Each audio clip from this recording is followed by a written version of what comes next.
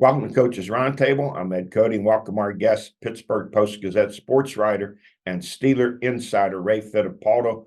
Ray, are you as surprised as everyone else at how crazy this offseason has been for the Steelers? Yes, Ed, and I'll tell you why. The Steelers didn't even know how crazy this offseason was going to be. They didn't know that Kenny Pickett was going to ask out for a trade. So when you think about it, and a lot of other stuff has happened, but the way this quarterback room unfolded with the Russell Wilson signing and then the trade for Justin Fields after Kenny Pickett was traded, yeah, it's been a busy offseason. They also got Patrick Queen, their biggest free agent contract in franchise history. They're hoping he could shore up the middle of the defense. So, yeah, from the quarterbacks to some of the changes on defense, it's been, once again, a very busy offseason for GM Omar Khan. Hey, correct me if I'm wrong. Has there ever been a time, and I can't remember, where a team completely got rid of their quarterbacks, all of them? I don't ever remember that. No, it doesn't happen often. I think someone reported, Ed, that the last time it happened for the Steelers was back in the 1960s at some point. So it's been over 50 years, maybe even close to 60 years since that's happened locally. But I mean, listen, Ed, if you go back and look at these offenses under Matt Canada and subsequently under Kenny Pickett, because I know those two things are tied.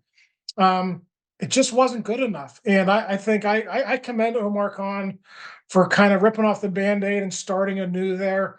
You have a new offensive coordinator. In my mind, it wasn't the worst idea in the world to go out and get a new quarterback who's also going to have a fresh start. So clearly, Matt Canada wasn't a good hire. And right now it's looking like Kenny Pickett wasn't a good draft pick. So why not start over and see if you can maybe find something new with this offense in 2024. Well, you mentioned Omar Khan. Is he the main impetus for these changes, or is it Khan and Tomlin? Or I'm hearing it's coming from the top. It's coming from Art Rooney and his son. I think it's Dan, who played Right. Ivy League football. I hear he's pushing his dad hard to make these changes. Yeah, Dan played at Dartmouth, and he's going to take over for his dad at some point. Art, I believe, is over 70 now. So if you look at timeline, Ed, when Dan Sr. stepped down, I think he was about 75 years old. So that transition is going to happen within the next 5 years or so, and it wouldn't be out of the ordinary for young Dan to get involved now. So I don't know to what extent that is happening, but we heard Art talk. I think it was a week or two after the loss to Buffalo. He pretty much came out and said, we got to start getting some wins in the playoffs. What they're doing the last 7 years or 8 years without a playoff win isn't good enough. So, yeah, Art gave him the green light, but this is mostly Omar Khan, Andy Weidel, and of course Mike Tomlin putting his 2 cents in on the personnel and the acquisition. So, hey, we'll see if all of this works here in a couple of months. The bigger signing, is it Russell Wilson, Justin Fields, or Patrick Queen? It's a great question. I think due to the injury to Cole Holcomb, and people forget, he wasn't like this splash signing last year at this time, but Holcomb was leading the Steelers in tackles at the time of his injury, and he was playing very good pass defense. He wasn't coming off the field all that much. He was the best 3-down inside linebacker. So when I look at it, I'm going to say Patrick Queen because Holcomb isn't going to be ready to come back at the start of the season, and they needed to solidify the middle of that defense. If you look at what happened late in the year, all the no names who were coming in, the Michael Walkers and Blake Martinez and, practice squad guys getting call ups, they were just getting taken advantage of. And, you can have stars on the outside with TJ Watt and in the back with Minka Fitzpatrick and even up front with Cam Hayward. But if you don't have that solidifying force in the middle of your defense isn't going to work over the long haul. And I think we saw that towards the tail end of the season when they had all those injuries. But last time we talked, I asked you if you would embrace Rod Stewart's song, "The Reason to Believe" for the Steelers, and you said no. Are you ready to embrace that song now that they have a team with the caliber of talent to compete for a Super Bowl? That's what it's all about, isn't it? It is what it's all about. I won't go as far as to compete for a Super Bowl, but I think I'm like everyone else said. I am a little bit more enthused about the offense now that they've hired Arthur Smith and that they've made the change of quarterback. And I'm not going to sit here and tell you that Russell Wilson's the answer. I understand it's been 10 years since he's won a Super Bowl. I think it's been 9 years since he's been in a Super Bowl. And there's a lot of stuff that took place up in Denver that, really questions that he has to answer here. But when I look at Russell Wilson and what Kenny Pickett was, I think Russell Wilson has a chance to elevate this offense. And, you look at this defense, I still think they're going to be a top 10 defense. If you can get that offense to be, instead of 25th or 26th in scoring, if you can get them to be, between 18 and 22, that might be the difference between, being 11-6 or 9-8 or 10-7. I mean, I think that's a big difference where Russell Wilson can really help this football team. So no on the Super Bowl, but maybe yes on getting a playoff win this year. We'll see how it goes. Well, let's play draft guru. If you look every year, these so-called draft gurus, they're lucky if they get 20% of their picks right. So I'm going to get down to Steelers picks. I'll say who I think they're going to pick, and then you step in and tell me what you think. So let's go first round, number 20. I have them picking center Jackson Powers Johnson of Oregon. I'm going to go with right tackle Amarius Mims out of Georgia. And the reason, Ed, is if you look at the way NFL teams value tackles over centers, their draft slot is usually higher. I think teams think they can get centers later in the draft. So I'm going to go Mims at number 1. All right, I have a second round, number 51. I have an offensive tackle, Troy Fautanu. I don't know if I have his name right or not, out of University of Washington. Very good player. You see him mocked a lot in the first round. Where I would go in the second round, if they go O-line in the first round, I'm going to go receiver, and I'm going to go Western Kentucky's Malachi Corley. Been compared to Deebo Samuel, a good run after the catch type of guy. So I think they'll go O-line first and then receiver in the second round, which they, as you know, they do that a lot over the years. And third round, I have the wide receiver. I have Jalen Polk out of Washington. Yeah, another good player. That's also a very good spot for the Steelers to get receivers over the years. If you look at their history, guys like Emmanuel Sanders, Mike Wallace, and others have come in the third round. But this is where I think the Steelers are going to get their center. I think they'll go with Georgia's Cedric Van Pran at number 84 with their first pick in the third round. And the other third round pick, number 98, I have cornerback Josh Newton out of TCU. Yeah, well, we're on the same track there with that second, third round pick with the position. I do think they'll go corner. They need a slot corner. So Max Melton of Rutgers was in for a visit on yesterday. I had him going to the Steelers in my latest mock draft. So I'll say Max Melton of Rutgers with that second, third round pick. Fourth round, number 119, I have them taking safety Cole Bishop out of Utah. Yeah, Cole Bishop is a good player, and I do think they're going to take a safety in this draft. I think I have them taking a safety, a little bit later. I'm going to go inside linebacker here. I'm going to go Jalen Ford out of Texas. They need depth at inside linebacker beyond Patrick Queen and Landon Roberts. Roberts is entering the last year of his deal, so I think they'll go inside linebacker with one of these picks here in the middle rounds. Here's my surprise pick, sixth round, number 178. I like running back Blake Corum out of Michigan. I like those 5'9", 5'10", 215-pound running back. You can't see them coming behind those monsters of the offensive line, and this kid's powerful too. Yeah, he's a good player. That's an interesting pick. I don't have them taking a running back, Ed, but I don't think that's a bad idea. You look at Najee Harris.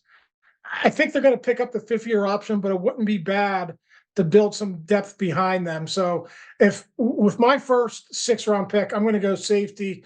I'm going to go Tyke Smith out of Georgia.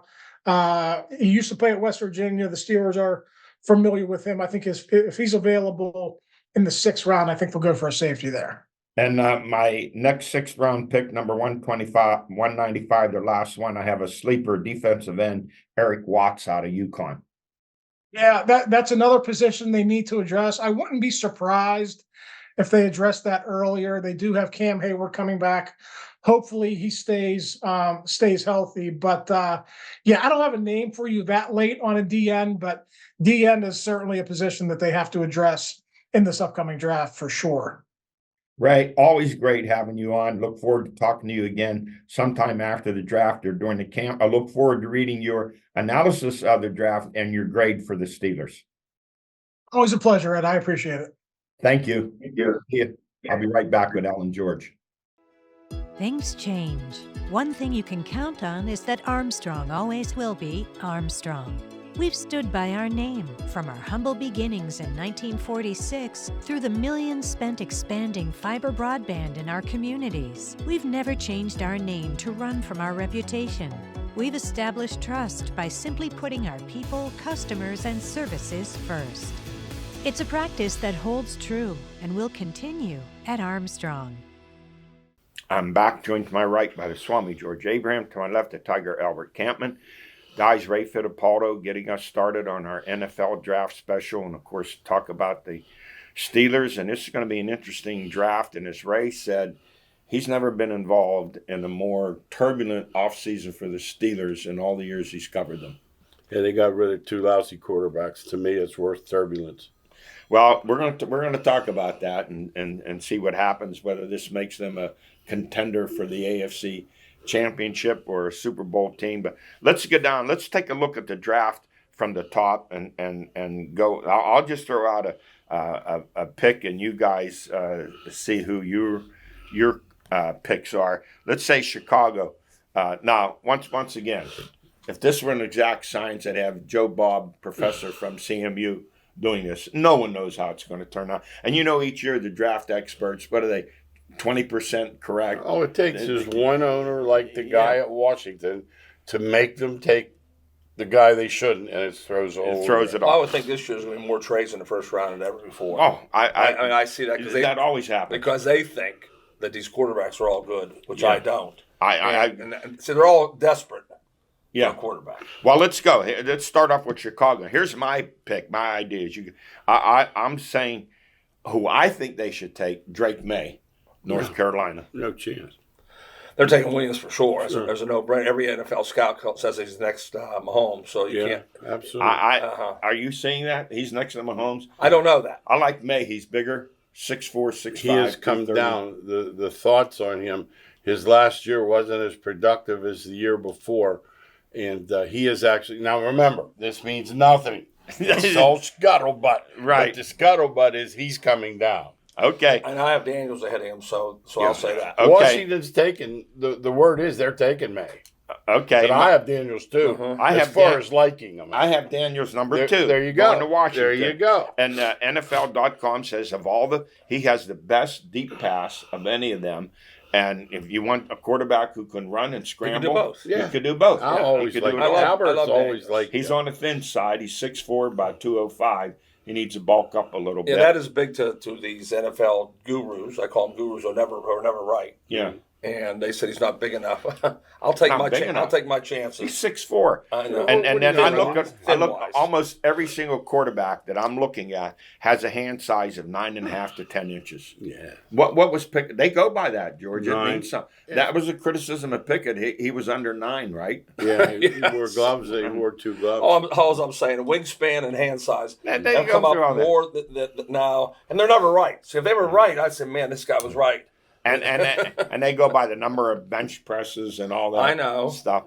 At number 3, New England, I have them taking J.J. McCarthy out of Michigan. Yeah, I have him down a little bit. I have Daniels reverse with you and May. I have May going to the Skins, and I have him down. But I have J.J. in a trade to Minnesota in the 5th pick. All right. Yeah, I have the same thing. I think Minnesota's that's one of the first trades going to be made. They have to get a quarterback. He's unknown. They didn't pass. So it was very difficult to assess his ability, but he runs a 4.45 40. And he's a tough nut. Oh, absolutely. He's a tough nut. I could never take him. If Like. I'm on a national championship team and you're supposed to be one of the top 5 quarterbacks, and I saw them play Penn State, and I mean I saw it with my own eyes. Yeah. They didn't throw one pass. But is that his fault? That's not him. Well, if he's that good, you have to do it. That's what I'm saying. Here's what I like. He has size and toughness, and he has a pretty good arm on him. He made some throws when they had to against Ohio State 6'3", and against Alabama. Right? I didn't say he didn't make throws. I'm just saying if you're a number 1 pick. But who's ever done that? Who is going into a game like that and said, we're not passing? It was almost like they were daring. Right. They didn't throw. But that was the assistant was running that, remember? Everyone's looking for that surprise guy. Oh, yeah. Like what's his name for the 49ers? Yeah, what I think, too, with these quarterbacks, people are, and I think you guys would agree, they're more afraid of missing something. Like, what if we don't take him and he is good? And that's Williams. There you go. Why do we say if it were an exact science? Oh, no. Everyone would have the perfect draft. Half of them are going to wash out. We are as good as these so-called gurus out there who make all this money. And I think last year one of the top guys, he was 20% on his pick. I don't know if he was that high. Yeah. 8 out of 30 is not that bad because all it takes is one trade. Number 4, I have Arizona taking, I think, the best player coming out in the first round, Marvin Harrison Jr., Ohio State. Yes, that's a definite. I concur. Yeah. And number 5, the Chargers, I look for them to take the top-rated offensive tackle, Joe Alt, Notre Dame, 6'8", 320. His dad was an All-Pro with the Chiefs. He didn't give up a sack last year at Notre Dame. You get a guy like that, you have that offensive line anchored for 10 years. Well, Fitz Harbaugh. That's why. Harbaugh. There's never a more fit. He likes offensive linemen. Yeah. Harbaugh's numbers only 7.5. There's some rebuilding going on there. Yes. I have the New York Giants at number 6 taking Caleb Williams, USC. I have him. So you had him dropping that far. I had neighbors. Okay.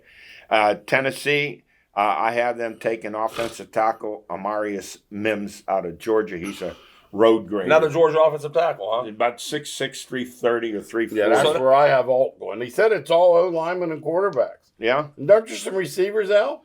That's the draft. Yeah. Receivers, offensive linemen. That's right. And that's where I have a receiver. Number 7, I have Tennessee. Number 8, Atlanta, taking wide receiver Malik Neighbors out of LSU. I have Odunze going there, same idea. And then I have the Chicago, the next pick, their second pick of the first round. I'm taking wide receiver Rome Odunze out of Washington. Boy, that's a nice first round for the Bears. Get a quarterback and a wide receiver. You better get it right because you got 2 of the top 9 picks. You're fired. If they miss on Williams or this receiver, they're going to get a whole new administration. And then I have the New York Jets at number 10 taking wide receiver Brian Thomas out of LSU. He's a big, strong wide receiver. He's my number 1 receiver in the draft. How about that? I have Olu. You have him over Marvin Harrison. I have over everybody. I have Olu for shooting. I love Thomas from LSU. The Jets I thought the Steelers like him.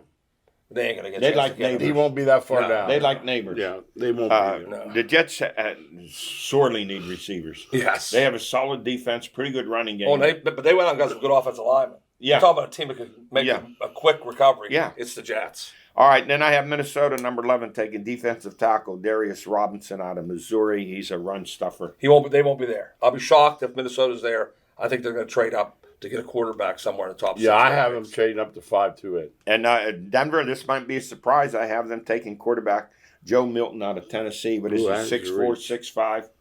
You don't like him? Well, no, I'm not saying that, but I've not seen it anywhere is what I'm saying. And that's the kind of thing I'm seeing who's going to be. Yeah. Some of the other ones, Knicks and them, there's some questions. I'm not a Knicks guy. No. Injuries. And I don't want 4-yard passes. I'm not a Knicks guy. And that is what George just said right there. It's hard to judge college quarterbacks. They throw so many bubble screens. Yeah. They throw so many passes. And I don't want someone who has a serious injury history. No, nobody wants that. Okay, Las Vegas, I have them taking offensive tackle Kinsley Sumatea out of BYU. I have Penix. Do you? Okay. Yeah, I see offensive linemen there too. I don't know who's going to Are the Raiders going to play with that quarterback from Purdue? No, yes. No, they're going to play with the other Who are they going to use? Signed. Your guy. I can't think of his name. He's been a guy around the league forever. I think he played for Indianapolis last year. Oh, Yeah. You know, Minshew. Yeah. Minshew. Oh my God. Gardner Minshew. That's who's going to Colts start. don't know he's better than Richardson. Wait till they go 8 and. Minshew's going to start it No. at. Okay. Raiders. He's not awful. No, not at all. All right, I have the Saints at number 14. They take another offensive tackle. Don't get me hold me correct on this name. Alu Mayua Fashanu out of Penn State. No. He's a big one. Absolutely. You want to take that You name? want to try that one again, Eddie? No, I don't want to take. Do you notice what you're saying, though? Yeah. All the offensive linemen that are going. Absolutely. This draft is based. These guys are all 6'6" to 6'8" to 320. Well, they to need those. 340 pounds. They need those offensive tackles. There are more and that more can big pass block. Samoans. You notice Talise Fuagwa, same way. These guys are big. I know these names aren't normal guys. Hey, No. And the Colts at number 15 have them taking the fastest wide receiver out of the draft, Xavier Watts, Worthy yeah. out of Texas. I got a corner there. He going. is fast. Well, how about Mitchell? Quinion Mitchell. How about Worthy going up the ladder because he can run?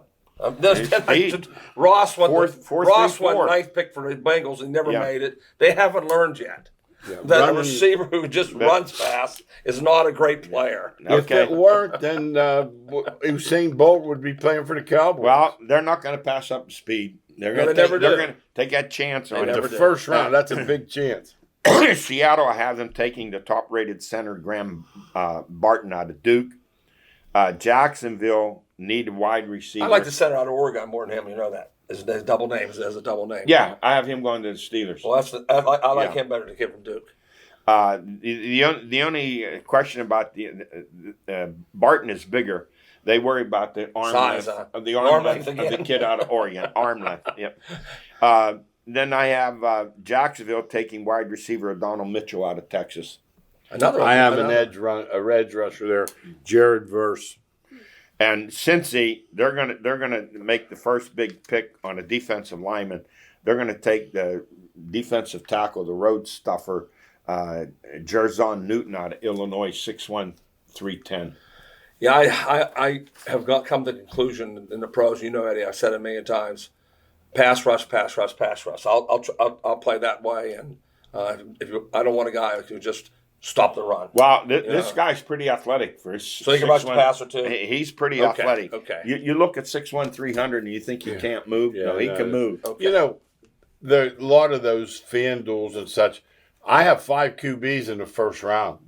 Their line, I think, is 3.5. At number Well, 19, there'll be more than 3.5 quarterbacks taken in the first round. Oh, yeah. for Looks sure. like 5. For sure. At number 19, I have the Rams trying to find a replacement for Aaron Donald, taking Chris Jenkins, defensive tackle out of Michigan. Yeah, they're obviously going to go defense first. I don't think they expected Donald to retire. That's the problem. So I have the Rams taking the D tackle, Byron Murphy. And then the Steelers at number 20 have him taking the center, Jackson Powers. Well, I hope they Johnson get him out of because I have Oregon. him. I have him rated the best offensive lineman of all. They have Alt. I have this kid as number How about one. this Thomas? I have a wide receiver to Pittsburgh. Thomas- Somebody's got to catch the ball. Thomas is my favorite Yeah. guy, so I hope they get Okay, him. there you go. I hope they get him, George. There you go. I have Miami taking another center, Cedric Van Pran of Georgia. This draft, first round, filled with Georgia players. Very seldom do you see this many centers taken. Yes. Very seldom. Most people take guards and move them to center. Yeah. You know. And Philly, I see them getting maybe one of the top corners in the draft, Nate Wiggins out of Clemson.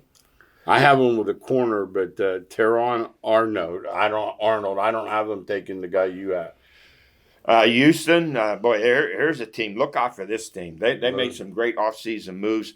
I'm looking for them to add to that defensive line that's going to be one of the best, taking defensive tackle McKinley Jackson out of Texas A&M. And But yeah, as you said, Yeah. the team that is the Cinderella choice of everybody loves is Houston. Oh. You know what, too? and they already have that outstanding defensive end out of Alabama. Anderson. Yeah, and throwing Diggs where he has to play for something. They took the 3 years that he owed him. He's going to ball out for a contract. And Dallas having taken offensive tackle Tyler Guyton out of Oklahoma. Green Bay, I think they get the best running back in the draft, Jalen Wright out of Tennessee. You like him better Burton than that kid from Florida State, huh? Yeah, I Benson, do. Okay, yeah. It's, There's something about, I like these 5'9", 5'10", 215, 220-pound running backs. You know how I feel about that, Eddie. Yeah. Never Get take a one running in the back fifth to the fifth round. Yeah. That's what I feel. I don't Green think Bay has a huge need there. They have a need. They need to bolster their running backs. And then Tampa, I see them taking outside linebacker Dallas Turner out of Alabama. I got a Peyton monster. Wilson. Yeah, I linebacker too. I think the Packers are going to be a really, really good team. And Arizona, I have them taking a center loaded with so many. another center. That's what I said. Bo yes. Limmer out of Arkansas. Buffalo, they need a wide receiver. I see them taking Roman Wilson out of Michigan. He's underrated, by the way. Yeah, very tough I kid. say because Michigan don't throw the ball much. Yeah. You never get a But chance you to know, see like what they do. Buffalo's cold weather. He played at Michigan, cold weather. You're Yeah. seeing what you're getting there. Yeah. And then Detroit, they need a defensive back. I see them taking cornerback Cooper DeJean out of Iowa.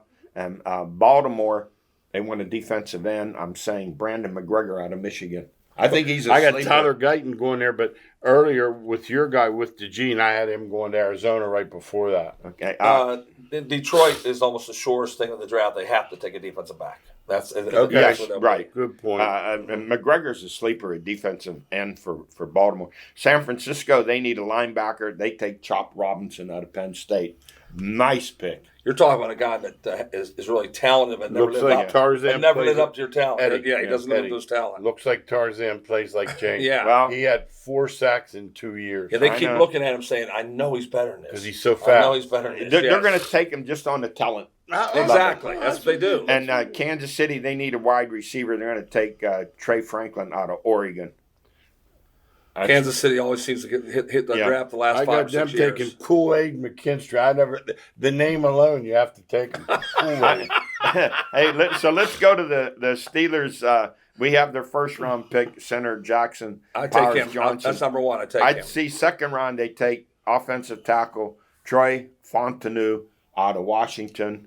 Now they take Well, he was Terry rated highly Center. coming into Yeah, the I had season. him going before that. He came in high in Okay, the season. He awesome. did. Third, I see them taking wide receiver Jalen Polk out of Washington. They need. Well, a they wide need receiver. Yeah, Badly. Who's going to catch the ball? I was looking at their over-under at 7.5, and I thought it was easy.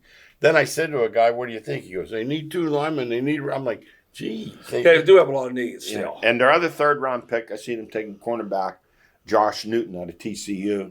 I'd be surprised he's there, but if he's there, it's a great pick. Fourth round safety Cole Bishop out of Utah. He's a They strong. don't. One thing about the Steelers, like they don't miss too. But they miss once in a while, like everybody else. But they don't miss their top picks that often. Here's my surprise pick for them: running back Blake Corum out of Michigan. There you go. That is a surprise. It's a winner. It's a winning program. Yeah. It's a winner. And their last pick, 6th round. Here's a sleeper: Eric Watts, defensive end, UConn. Yeah, it's anytime you find a sleeper, and George knows how much I like Rattler. I think he does. The team against Rattler is going to get a gold mine. Guess who the NFL is interested in? Who did I say last week? Basketball player. Oh, The yeah, the kid NFL's from NC State. DJ Burns. They are interested in him. You called this one. Some want him as a tight end. 6'9", You called it. 275. Hey, that's it for us. More about the draft when we get to that week of the draft. Thanks for joining us.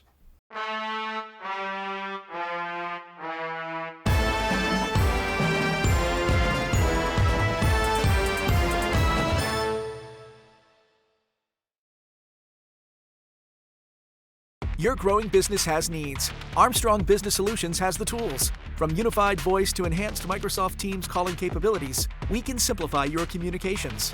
Looking for a dedicated and symmetrical connection? Is wide area networking or dark fiber in your vocabulary? You need advanced enterprise-level solutions.